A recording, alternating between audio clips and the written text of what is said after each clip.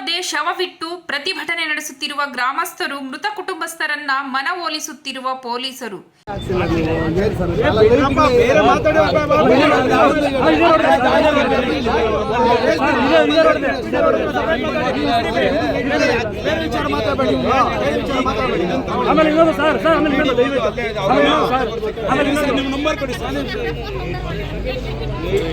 ಈ ಎಲ್ಲಾ ದೃಶ್ಯಗಳು ಕಂಡು ಬಂದಿತ್ತು ಬೆಂಗಳೂರು ಗ್ರಾಮಾಂತರ ಜಿಲ್ಲೆಯ ದೇವನಹಳ್ಳಿ ತಾಲೂಕಿನ ಮುದುಗುರ್ಕಿ ಗ್ರಾಮದ ಬಳಿಯ ರಾಷ್ಟ್ರೀಯ ಹೆದ್ದಾರಿಯಲ್ಲಿ. ಗ್ರಾಮದ 35 ವರ್ಷದ ಸುಧಾಕರ್ ನಿನ್ನೆ ರಾತ್ರಿ ರಾಷ್ಟ್ರೀಯ ಹೆದ್ದಾರಿ 44ರಲ್ಲಿ ರಸ್ತೆ ದಾಟುತ್ತಿದ್ದ ವೇಳೆ ವೇಗವಾಗಿ ಬಂದ ಕಾರು ಡಿಕ್ಕಿ ಹೊಡೆದು ಪರಾರಿಯಾಗಿದೆ. ಗಂಭೀರವಾಗಿ ಗಾಯಗೊಂಡಿದ್ದ ಸುಧಾಕರ್ ಸ್ಥಳದಲ್ಲೇ ಮೃತಪಟ್ಟಿದ್ದಾರೆ.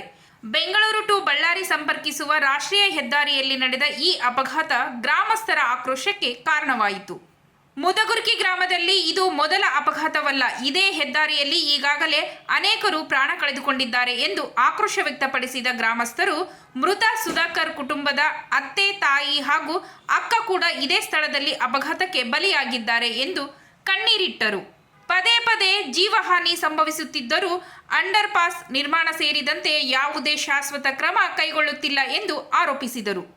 ನಮ್ಮ ಮಗನು ಆಕ್ಸಿಡೆಂಟ್ ಆಗವನೇ ರಾತ್ರಿ, ಅದಕ್ಕೆ ಮುಂಚೆ ದಿವಸ 8 ದಿವಸ ಆಗೈತೆ. ಇನ್ನೊಂದು ನಮ್ಮ ಮಗಳು ಆಕ್ಸಿಡೆಂಟ್ ಆಗಿರೋದು. 8 ದಿವಸಕ್ಕೆ ಇಬ್ಬರು ಒಂದೇ ಮನೆಯಲ್ಲಿ 2 ಆಕ್ಸಿಡೆಂಟ್ ಆಗಿರೋದು. ಇವಾಗ 40 ಜನ ಈ ಥರ ಆಕ್ಸಿಡೆಂಟ್ ಆಗಿರೋದು ನಮ್ಮವರು. ಆಯ್ತಾ, ನಾವು ಕೇಳಿ ಸಾಯ್ತು. ಕೇಳಿದ್ದಾಯ್ತು, ಪೊಲೀಸವ್ರು ಕಂಪ್ಲೇಂಟ್ ಕೊಟ್ಟಿದ್ದಾಯ್ತು, ACDC ಎಲ್ಲರಿಗೂ ಆಗಿತ್ತು.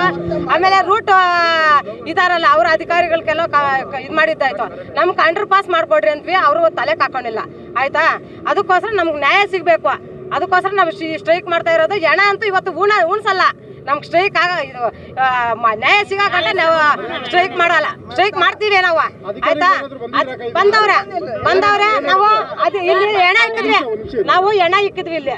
ಅವರು ಏನ್ ರಿಕ್ವೆಸ್ಟ್ ಮಾಡಿದ್ರು, ಟ್ರಾಫಿಕ್ ಆಗೈತೆ, ನಾವು ನ್ಯಾಯ ತೋರಿಸ್ಕೊಡ್ತೀವಿ, ನಾವು ಹೆಣ ತೆಗೀರಿ ಅಂತಂದ್ರು. ಆಯ್ತಾ, ಅವ್ರು ಏನ್ ಹೇಳ್ತಾವ್ರೆ, ಇವಾಗ ಬರ್ಕೊಂಡು ಹೋಗ್ತಾರೆ, ಮತ್ತೆ ಅವರು ಈ ಸುದ್ದಿಗೆ ಬರಲ್ಲ.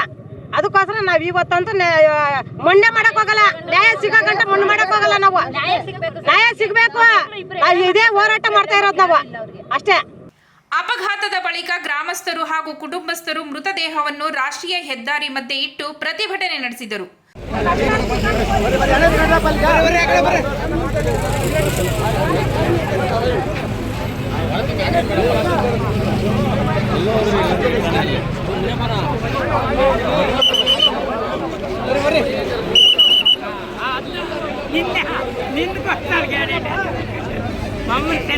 ಅಂಡರ್ ಪಾಸ್ ನಿರ್ಮಾಣ ಮಾಡಬೇಕು, ಅಪಘಾತ ನಿಯಂತ್ರಣ ಕ್ರಮ ಕೈಗೊಳ್ಳಬೇಕು ಹಾಗೂ ಮೃತರ ಕುಟುಂಬಕ್ಕೆ ಸೂಕ್ತ ಪರಿಹಾರ ನೀಡಬೇಕು ಎಂದು ಒತ್ತಾಯಿಸಿದರು. ಒಂದು ವಾರದೊಳಗಡೆ ನಮ್ಗೆ ನ್ಯಾಯ ಸಿಕ್ಕಿಲ್ಲ ತಗೊಂಡ್ಬಂದು ನಾವು ಎಲ್ಲ ಬಿಡಲ್ಲ. ಆಯ್ತಾ, ಆಮೇಲೆ ಅವ್ರು ಯಾರು ನಮ್ಗೇನು ಸಾಯಿಸ್ತಾರೆ ಇಲ್ಲ ಉಣ್ಣಾಕ್ಬಿಡ್ಲಿ. ಒಂದು ಪ್ರಾಣಕ್ಕೋಸ್ಕರ ಹಿಂಗ್ ಮಾಡ್ತೀರಾ ಅಂದ್ರಲ್ಲ, ಪ್ರಾಣಕ್ಕೆ ಬೆಲೆ ಇಲ್ವಾ? ಹಾಗಾದ್ರೆ ಪ್ರಾಣ ಬೆಲೆ ಇಲ್ಲ.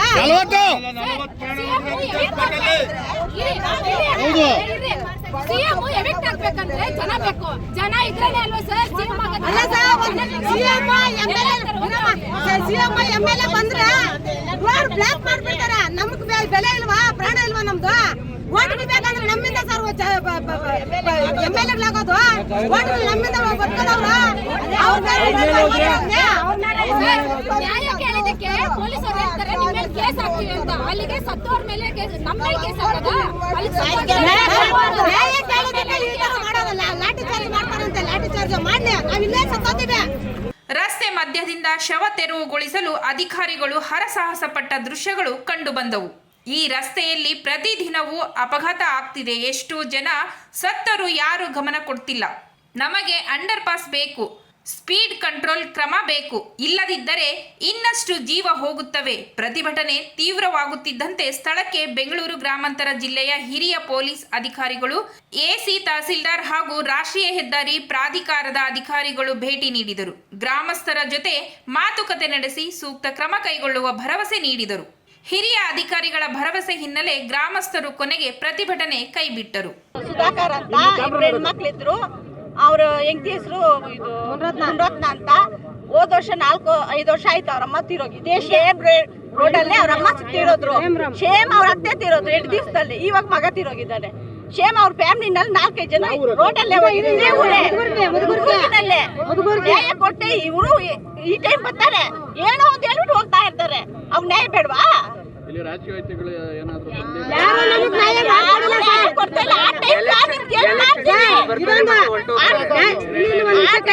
ಏನೋ ಅಂತ ಹೇಳ್ತೀನಿ ನಾವು, ಹೋಗ್ತಾರೆ ತಿರ್ಗಾ ಎಣ ಬೀಳಗಟ್ಟೆ ಬರಲ್ಲ.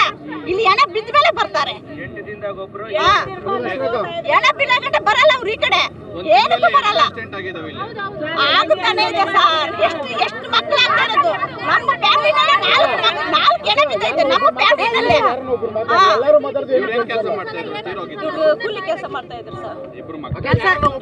ಒಂದೇ ಗ್ರಾಮದ ಅನೇಕರ ಜೀವಗಳನ್ನು ಕಸಿದುಕೊಂಡಿರುವ ರಾಷ್ಟ್ರೀಯ ಹೆದ್ದಾರಿ 44 ಇದೀಗ ಮತ್ತೆ ಸುರಕ್ಷತಾ ಪ್ರಶ್ನೆಯನ್ನು ಎತ್ತಿ ಹಿಡಿದಿದೆ.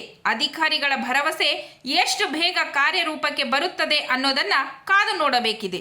ಈಗ ಏನು ಸುಧಾಕರನ್ ಅವ್ರದ್ದು ಅಪಘಾತ ಆಗಿ ಅವ್ರ ಸಾವಾಗಿದೆ, ಇದಕ್ಕೆ ಸಂಬಂಧಪಟ್ಟಂಗೆ ಹೈವೇ ಅಥಾರಿಟೀಸ್ ಅವ್ರನ್ನ ಕರೆದಿದ್ವಿ, ಮತ್ತು ಪೊಲೀಸ್ ಅವರು ಮತ್ತು ನಮ್ಮ ತಹಸೀಲ್ದಾರು ಎಲ್ಲರೂ ಬಂದಿದ್ವಿ. ಇದಕ್ಕೆ ಸಂಬಂಧಪಟ್ಟಂಗೆ ಈಗ ಇಲ್ಲಿ ಏನು ಅಪಘಾತ ಆಗ್ತಿದೆಯಲ್ಲ, ಇದು ಇಮಿಡಿಯೇಟಾಗಿ ಅಪಘಾತ ನಿಲ್ಲೋದಕ್ಕೆ ಇಮಿಡಿಯೇಟಾಗಿ ಮಾಡೋವಂಥ ಏನೇನು ಕ್ರಮಗಳಿದೆ ಅದನ್ನು ಅವ್ರು ಸೂಚಿಸಿದ್ದೀವಿ. ಅಲ್ಲಿ ಬ್ಲಿಂಕರ್ಸ್ ಹಾಕೋದು ಮತ್ತು ಬಾರ್ ಮಾರ್ಕರ್ಸು ಆ ಥರ ಎಲ್ಲ ಏನೇನು ಮಾಡಬೇಕು ಮಾಡಿದ್ವಿ. ಉಳಿದಿದ್ದನ್ನು ಅವರು ಇಲ್ಲಿ ಅಂಡರ್ ಪಾಸ್ ಬೇಕು ಅಂತ ಇವರು ಗ್ರಾಮಸ್ಥರು ಕೇಳ್ತಿದ್ದಾರೆ.